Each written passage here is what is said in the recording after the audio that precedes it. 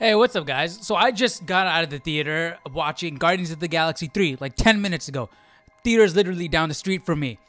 First impressions, okay, as I was watching the movie, the reason why I was curious about it is because one of my friends said, after watching it, he has faith that James Gunn is going to do a good Superman movie, right? And so that's one of the reasons why I watched it, because I'm sort of checked out at the MCU. I've been checked out for a while. And I did like Guardians of the Galaxy 1. And the trailers, I did a reaction to the Guardians of the Galaxy 3 trailer, and I did really like it. And I thought it looked cool.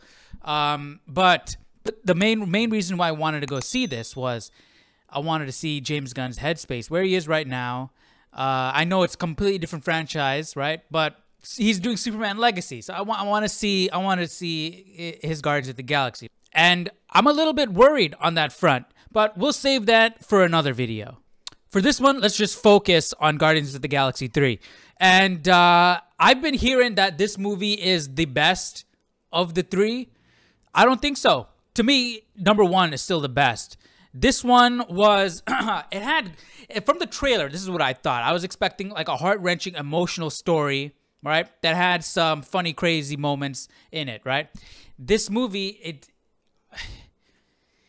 it was, dude, literally every 10 minutes there was a song, and it took me out of it. I can't get immersed when I'm hearing regular music. And I know that's a staple of the Guardians of the Galaxy movies, but with the first Guardians of the Galaxy, it was part of the story, right?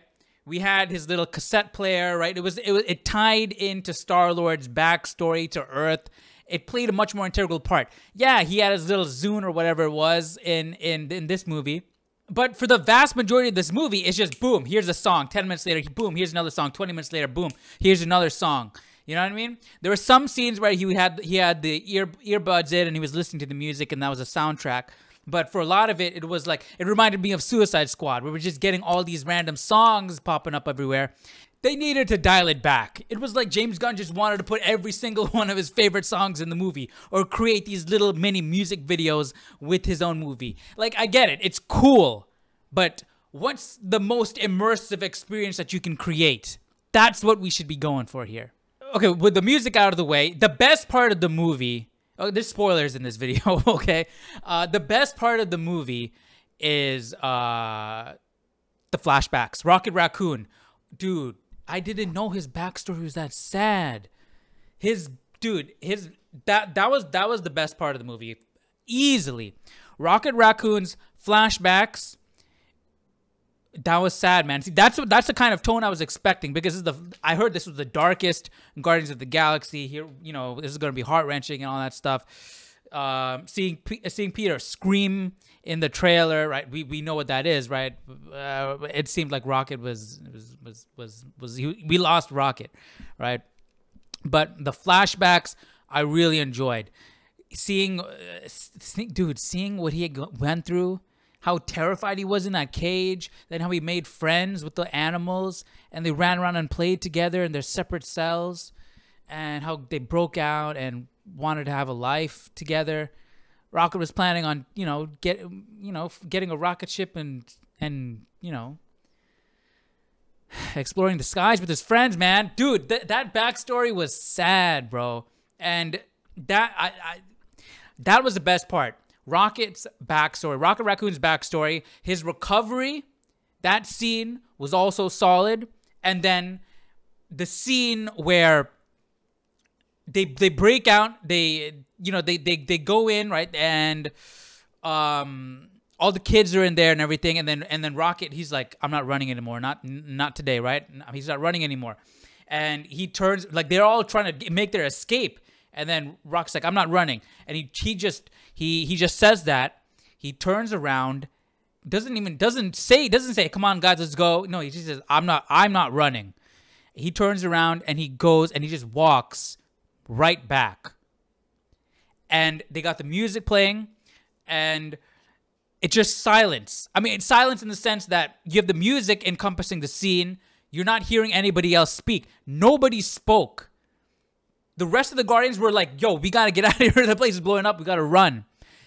Rocket just said, I'm not running. And everybody respected that. They turned without a word. They focused right on Groot immediately, and that's what I liked.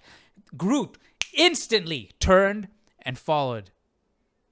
And then Peter followed, the rest of them followed without saying a word. They respected his decision. They knew where he was coming from, and they were there to support their friend. And I like to see that. And we got to see the Guardians come together in the end, do a fight. That was cool. But a lot of this movie, it was silly for silly's sake, being weird for being weird, just for the sake of being weird.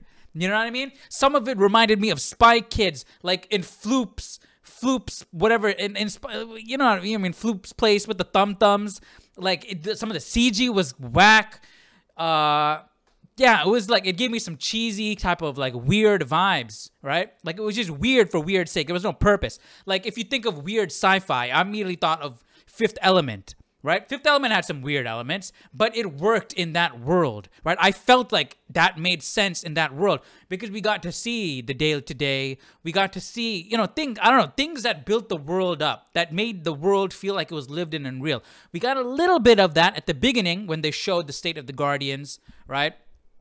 When Adam Warlock came and destroyed everything, and that's set this whole movie in motion. We got a little bit of that, and I'm not saying I need to see the day-to-day life of somebody waking up and doing blah blah blah to be immersed in the world. I'm saying, I don't know, dude. Like it didn't feel lived in. It felt like, hey, let's put that in there because it's weird and quirky and funny and like it didn't feel like it served a purpose. It felt like they were being weird for weird's sake. What else? Let me check my notes. The celebrity cameos, that sort of took me out of it too, man. I like being immersed in movies, right? So seeing Sylvester Stallone, seeing Nathan Fillion. Dude, Nathan Fillion should have been Nathan Drake, bro. That guy, that would have been perfect. He even got the same name. Also, dude, how dumb was Gamora? Okay, maybe I missed something, but she literally uploaded the location when she was calling the outpost, right? The dude was captured, right? Remember, he was literally evaporated by Adam Warlock, and his mom picked up the phone. Gamora didn't recognize the voice and gave the location. Like, am I missing something there, or what? Because that was literally the dumbest thing probably in this movie. Dang, bro, I'm seeing my notes about when they shot the otter in the back. Dang. The flashbacks were literally the best part. They're literally the best part of the movie, man. Not only they're animals and they're cute, but man, it's just sad, dude. Like them naming each other. Like you're hearing their aspirations. Dude, come on, man. That was sad, bro. His backstory was sad. During the rescue, Rocket Raccoon went back to the exact same place where he was held captive with all of his friends there, and that was really touching, bro. And to see all the little raccoons there and him wanting to save everybody. And he encountered that psychopathic, egotistical dude who kept him there, and they were fighting. And man, dude, that was awesome. Then the Guardians came and they were all like, dude, that fight scene was cool. Like, it was nice getting that revenge. That was satisfying. And they ended up saving all the animals that were there. So I was scared. I was scared that, dang it, Rocket was only going to save the raccoons, or maybe he was not even going to be able to save the raccoons. But no, like they got all of them out there. So that was good. Nobody is going to experience what he experienced, what his friends experienced. That was nice to see. But yeah, I think that's it, man. The celebration at the end, that was cool. Seeing Groot and Rocket Raccoon dancing, that was nice. Drax being sad when Mantis was leaving, like he was literally crying. Like it did good. It did good with it gave an end. It looked like this is the end. This is the end of Guardians of the Galaxy, right? Peter Quill is off. He went back to Earth to reconnect with his family, right? He's been running away from everything ever since his mom died. Now he went back to his grandpa. Mantis went off to find herself. Drax is getting a second chance to being a dad. Like everybody got a place. They're settled. They have something to do right now, and it's wholesome. It's a wholesome ending. But yeah, this was Rocket Raccoon's movie, and his backstory honestly carried it. The rest of it, yeah, man, I'm telling you, it was like some silly cheesiness, bro. And And that's one thing I'm sort of nervous about with the Superman movie. But anyways, we'll get into that in a completely different video. We'll talk about Superman, James Gunn in another video. So let me know your thoughts down below in the comment section. What did you guys think about Guardians of the Galaxy 3? What did you guys think about my thoughts in this review? And I'll see you guys in the next video. Take care. Bye-bye.